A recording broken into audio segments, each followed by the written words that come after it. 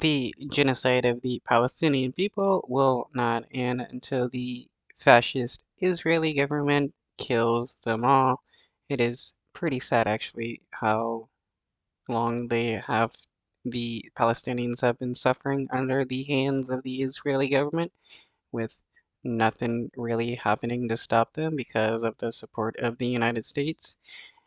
Even the UN has condemned the settlers and their theft of Palestinian land, yet no nations band together to stop them like they have with the Russians killing the Ukrainian people.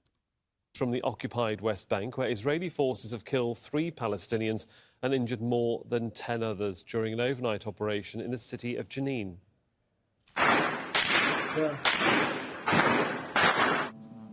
Now, the Israeli army has hit Jenin with at least 10 airstrikes.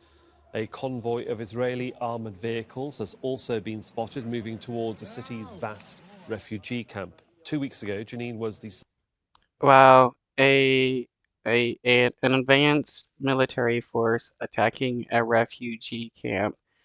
Wow, this must make them feel really big attacking a bunch of poor people with pretty much nothing, and especially that is probably not really armed. There's a lot of Palestinian people that are put into ghettos, just like how Jewish people were put in ghettos in Germany. site of the largest Israeli raid in recent years. Separately, a 4th Palestinian was shot and killed near Ramallah. Let's go straight over to Nida Ibrahim, our correspondent in Ramallah, and just bring us up to speed, Nida, on the flashpoints that we really need to be focusing on right now as the death toll rises and the injured now tallies into double figures. Now we're talking about a current strike that just took place in the Jenin refugee camp. According to local sources, we're talking about more than 10 airstrikes since the beginning of the Israeli invasion, let's call it, or the Israeli escalation that took place a little bit after midnight. Now, what happened is that these If if uh if there was some Israeli people that got killed by Palestinians defending themselves, there would be a ton of people ready to massacre every single Palestinian. There's been many Israeli people that have said that's what they want to see happen. Every single Palestinian massacred because the right-wing Israelis, they want a genocide of the Palestinians and they are getting what they want. Israeli forces started shooting from choppers, missiles towards Palestinian targets, leading to the killing of 3 Palestinians. Now, as you say, the number of those who were injured, we're talking about 19 who were wounded, some of them in critical conditions. The ambulances weren't able to get to the scene of where the injured people were because of the Israeli forces preventing them, shooting at them. Even some of those who were injured were medics. So we are expecting. Wow, so that's a violation of like war rules and stuff, attacking the medics and stuff and the already unarmed and wounded on the ground. That's pretty disgusting. And what, the Israeli government is supposed to be democratic and good and stuff? That is far from good. The numbers of those Palestinians to potentially rise. There's a lot of tension now in the refugee camp as the Israeli forces are making their way inside the refugee camp. The bulldozers are going inside. Now, we know for a while now that the Israeli forces have been targeting the Jenin refugee camp. They say that it's a cradle for Palestinian resistance. It has so many people who are working side by side together to attack Israeli targets. Just this year alone, the Israeli army. So, because they want to claim that this refugee camp is working with people that the Israeli government doesn't like, that gives them the right to attack innocent people. Wow. talk about extreme fascism. He says that more than 50 attacks against Israeli targets came from the Jenin area itself. So it remains a very tense situation in Jenin right now. Thank you for the update, Nida Ibrahim, there for us in Ramallah. Let's cross over to Rami Khouri, who's co-director of the Global Engagement at American University of Beirut. Joins us now from Cambridge in Massachusetts. Mr. Khouri, always good to have you on the programme for your insight. The focus of the Israeli military attack seems to be Jenin. It has been over the past few weeks. Why? Well, Sahel, Jenin has emerged recently in the last year or so as the center of a series of local resistance groups that have formed and emerged spontaneously, not linked to any of the traditional Palestinian political groups like Fatah or Popular Front or any of those, because the Israelis have perpetuated such a vicious occupation, and the Palestinian Authority has been so totally incompetent in providing either leadership or assistance to the Palestinians or protection, that finally young people, groups of young men have taken it upon themselves to create small armed group, very locally. Oh, surprise, surprise. People are oppressed and murdered on a daily basis, so they decide to band together and fight against an invading force. I mean, it's honestly no surprise that happens. But the Israeli government is going to use this as another reason to do another wave of massacres against the Palestinian people. Grounded, and there's several of these now in Tulkarm and Nablus and other places. And Jenin is the most dramatic example of this. And the other thing to keep in mind is Jenin has been attacked several times before, going back to 2002 and a few years ago and earlier this year. And Jenin constantly is attacked by Israelis now with warplanes and drones and missiles.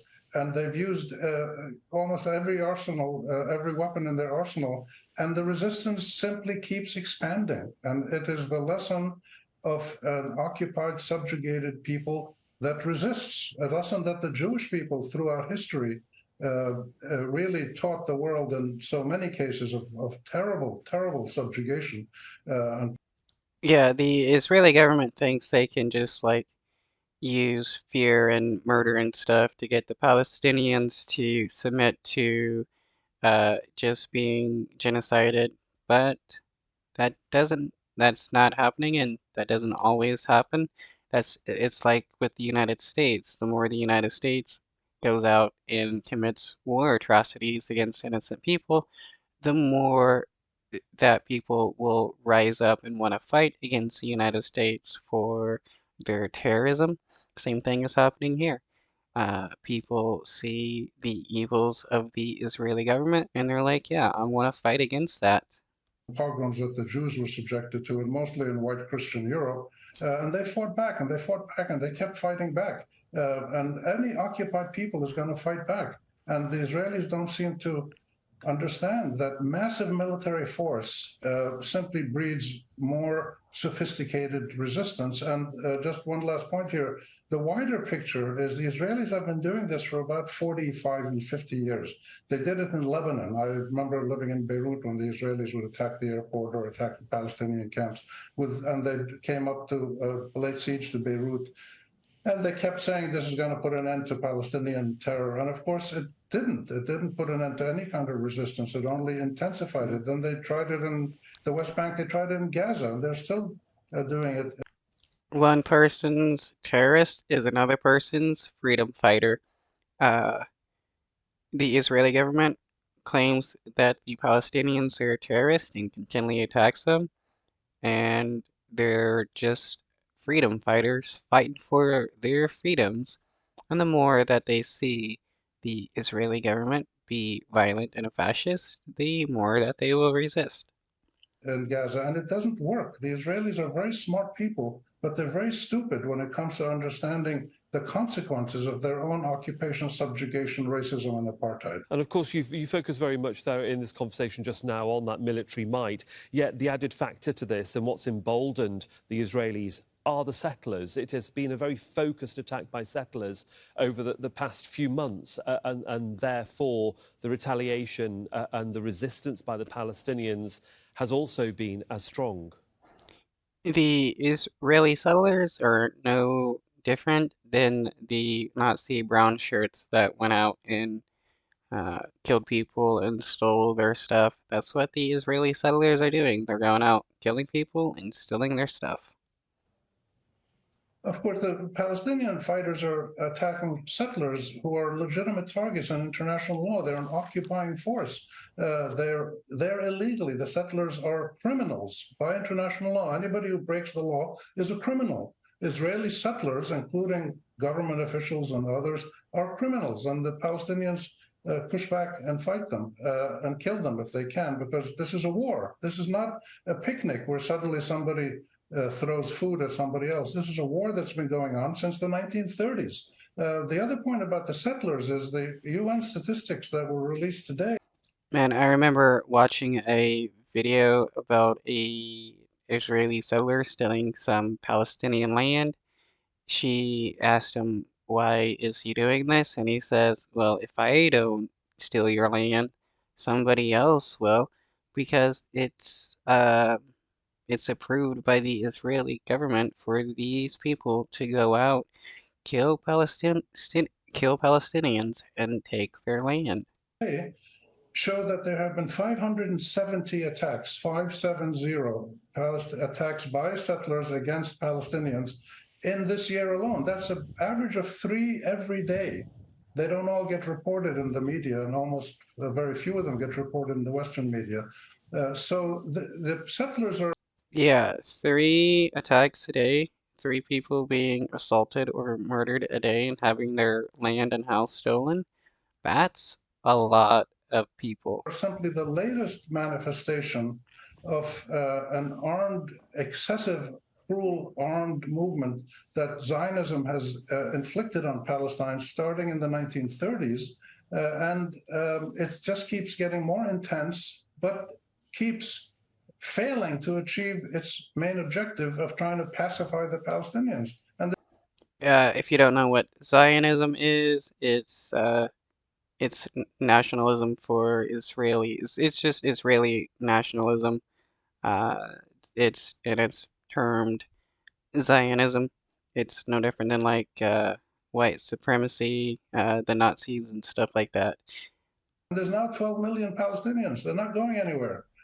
And they're going to keep fighting back. So this is a terrible tragedy for everybody concerned. And the latest twist of this, the Israeli army today was sending SMS text messages to the cell phones of Palestinian families inside Jenin, telling them to be informers, to say, if you know of any terrorist or wanted person, please call this Israeli number, call the army. It's incredible, the gross barbaric cruelty of the Israeli military machine, combined with its failure to stop Palestinian resistance, is really quite astounding. And this will go on and on and on until one day the Israelis accept the Palestinian and the Arab offer, which is still on the table, to live peacefully side by side with a Palestinian state, an Israeli Jewish state, majority Israeli with many Arabs in it, and equal rights for all. Until that day comes,